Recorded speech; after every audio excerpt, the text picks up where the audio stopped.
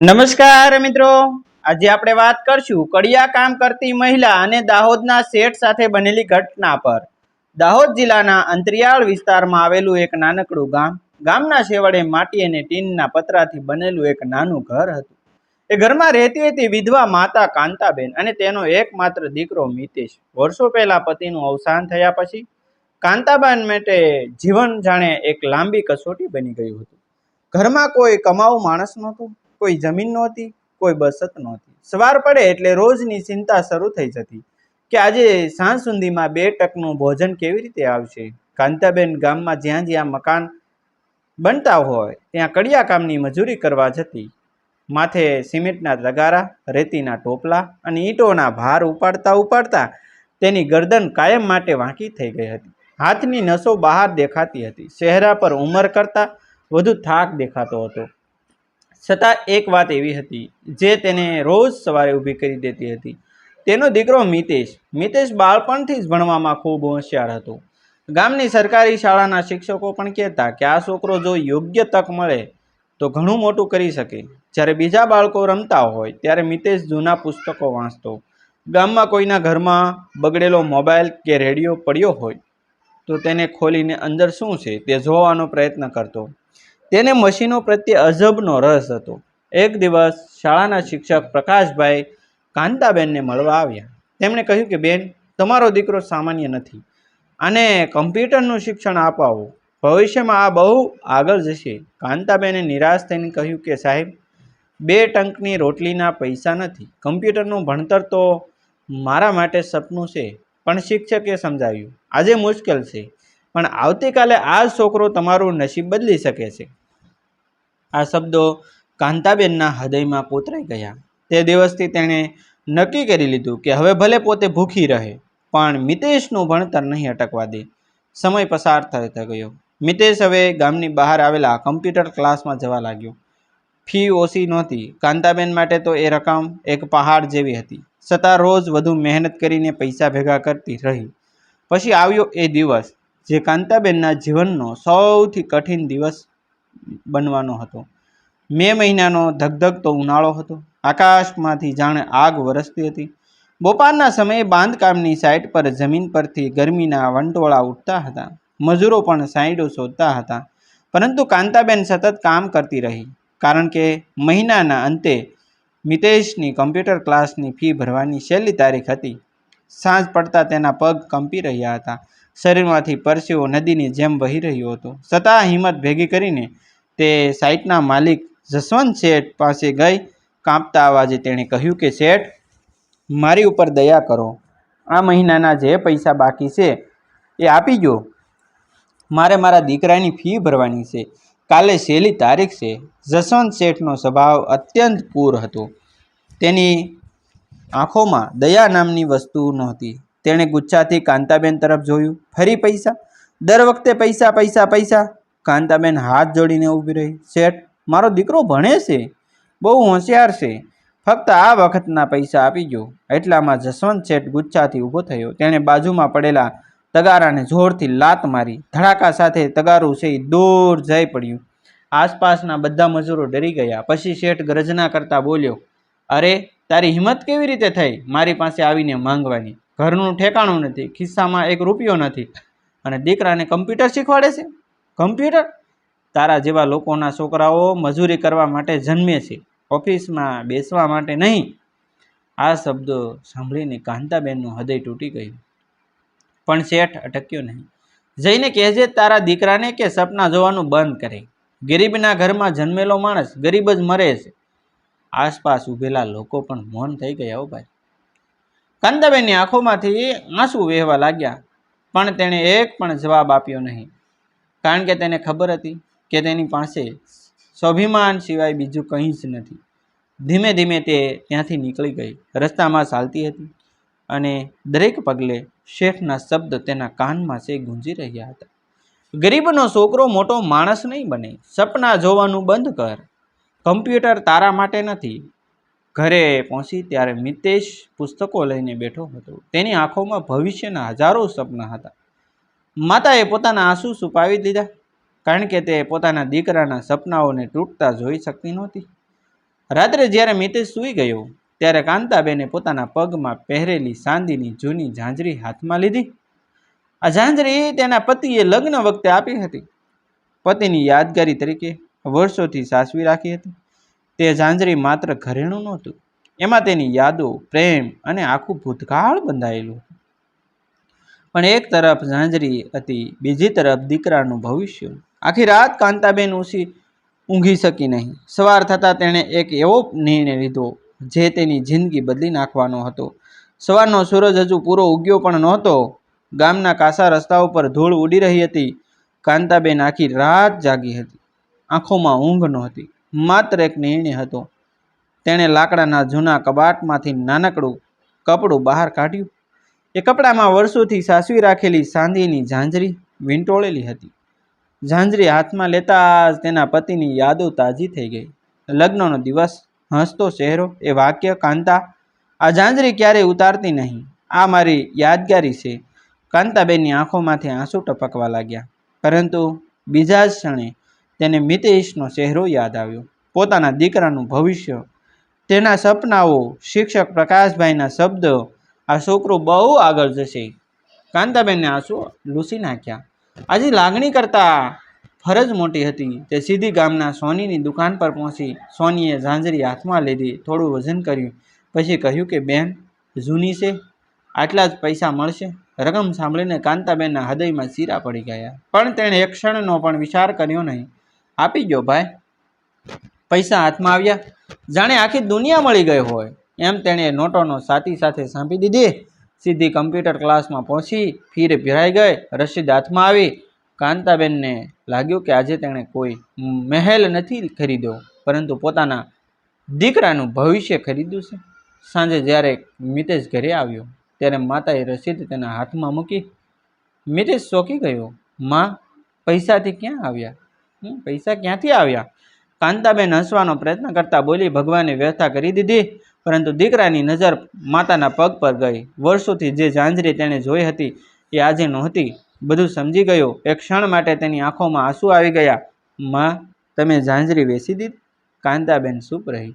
મિતેશ માતાના પગ પાસે બેસી ગયો. તેના હાથ કાંપી રહ્યા હતા. માં, હું વચન આપું છું, એક દિવસ એવો આવશે કે આખી દુનિયા તમારું નામ જાણશે. કાંતાબેને તેના માથા પર હાથ ફેરવ્યો. મને દુનિયાનું નામ નથી જોતું બેટા, બસ તું સારો માણસ બનજે. આ શબ્દ મિતેશના હૃદયમાં કાયમ માટે કોતરાઈ ગયા. ત્યારથી તેની જિંદગી બદલાઈ ગઈ. જ્યારે બીજા વિદ્યાર્થીઓ ક્લાસ પૂરો થતાં ઘરે જતા ત્યારે મિતેશ વધારાના કલાકો કમ્પ્યુટર સામે બેસતો, જૂના કમ્પ્યુટર પર પ્રેક્ટિસ કરતો, અંગ્રેજી ન આવડતું હોવા છતાં ઇન્ટરનેટ પરથી માહિતી શોધતો, રાત્રે મોડા સુધી અભ્યાસ કરતો. ઘણા દિવસો એવા પણ આવ્યા કે ઘરમાં શાક નહોતું, માત્ર સૂકી રોટલી ખાઈને સૂઈ જતો. પરંતુ તેણે ફરિયાદ ક્યારેય કરી નહીં, કારણ કે દરેક વખત તેને માતાના ખાલી પગ યાદ આવી જતા. સમય પસાર થતો ગયો. 10મું ધોરણ આવ્યું. પરિણામ જાહેર થયું. આખા તાલુકામાં મિતેશ પ્રથમ આવ્યો. ગામમાં જાણે ઉત્સવ થઈ ગયો. લોકો તેને અભિનંદન આપવા આવવા લાગ્યા. જે લોકો પહેલાં કહેતા હતા કે મજૂરીની સંતાન શું કરે છે, એ જ લોકો હવે તેની પ્રશંસા કરતા હતા. પણ સૌથી વધારે ખુશ હતી કાંતાબેન. તેણે પહેલી વાર અનુભવ્યું કે કદાચ ભગવાન તેની મહેનત જોઈ રહ્યા છે.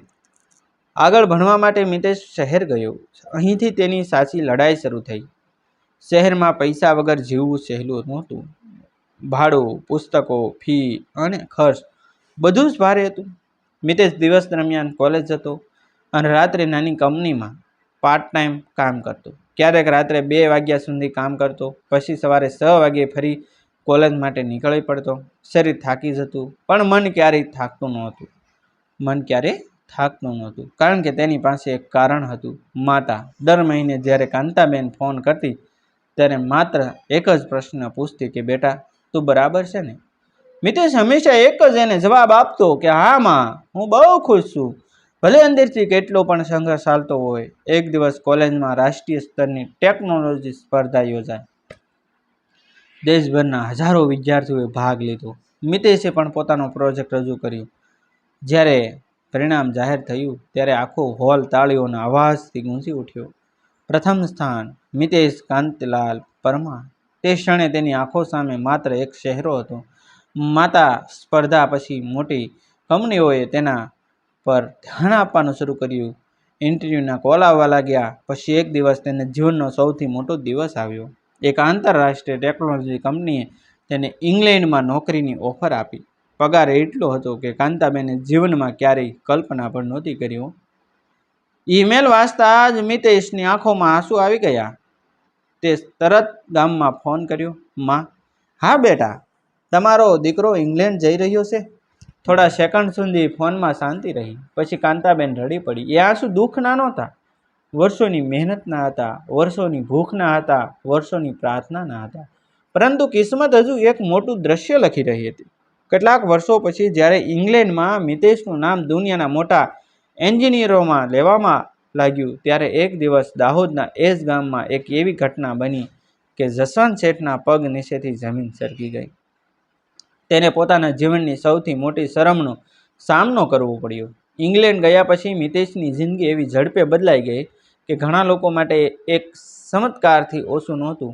જે દીકરો ક્યારેક ફી ભરવા માટે સંઘર્ષ કરતો હતો, એ આજે વિશ્વની અગ્રણી ટેકનોલોજી કંપનીમાં મુખ્ય એન્જિનિયર તરીકે કામ કરતો હતો.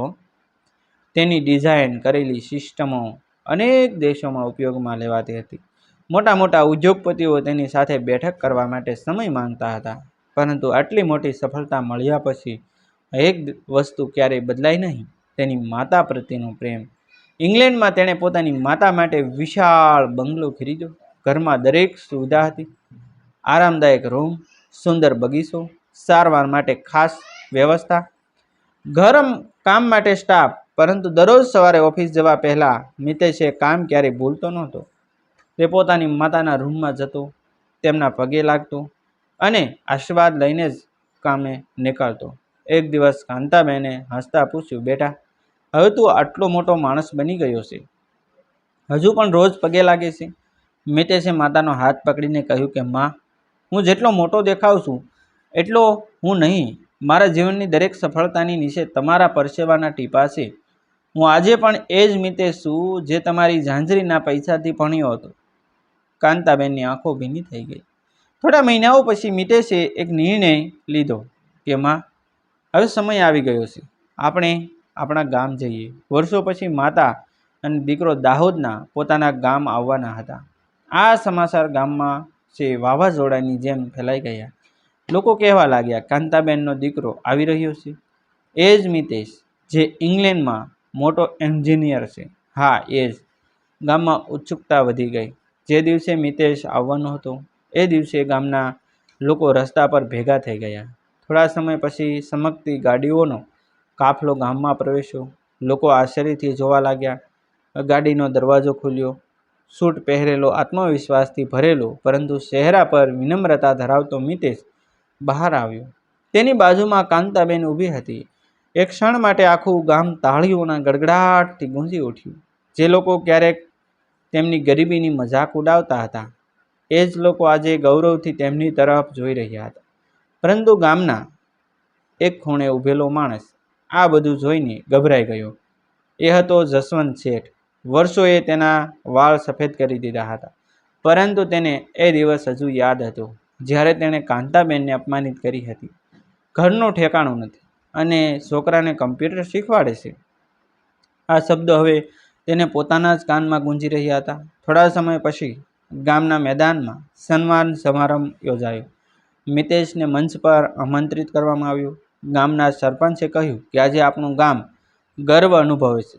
ગરીબીમાંથી ઉઠીને વિશ્વમાં નામ કમાવનાર આપણા ગામના દીકરાનું આપણે સન્માન કરી લઈએ.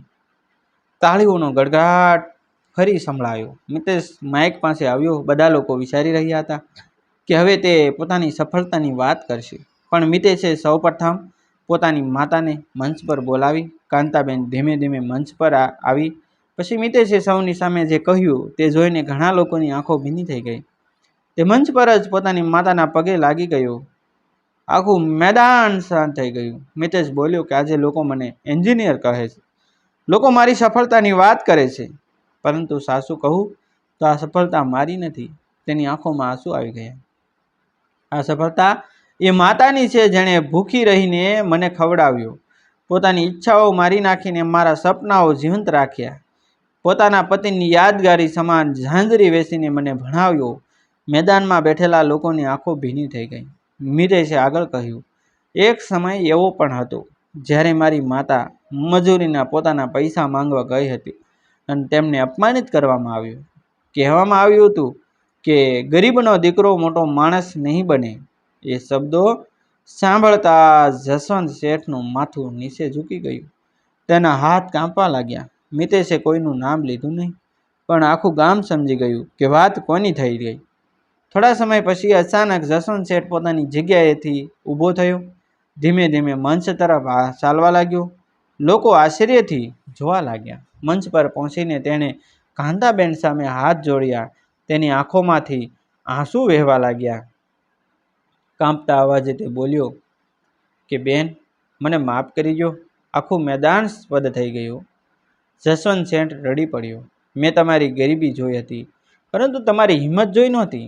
મેં તમારા કપડાં જોયા હતા, પરંતુ તમારા સપનાઓ મેં નહોતા જોયા. મેં તમારા દીકરાને ગરીબ માન્યો હતો, પરંતુ તેની અંદરની આગ ઓળખી નહોતી. કાંતાબેન શાંત ઊભી રહી. શેઠ ફરી બોલ્યો, આજે સમજાયું છે કે માણસની કિંમત તેના પૈસાથી નહીં, પરંતુ તેના સંસ્કારોથી થાય છે. થોડી ક્ષણ પછી કાંતાબેને કહ્યું કે શેઠ, હું તમને ક્યારની માફ કરી શકું છું. આ શબ્દ સાંભળીને ઘણા લોકોની આંખોમાં આંસુ આવી ગયા, કારણ કે આ જીત માત્ર મિતેશની નહોતી. આ જીત એક માતાની હતી. એ માતાની જેણે પોતાના આંસુ છુપાવીને દીકરાના સપનાઓ વસાવ્યા હતા.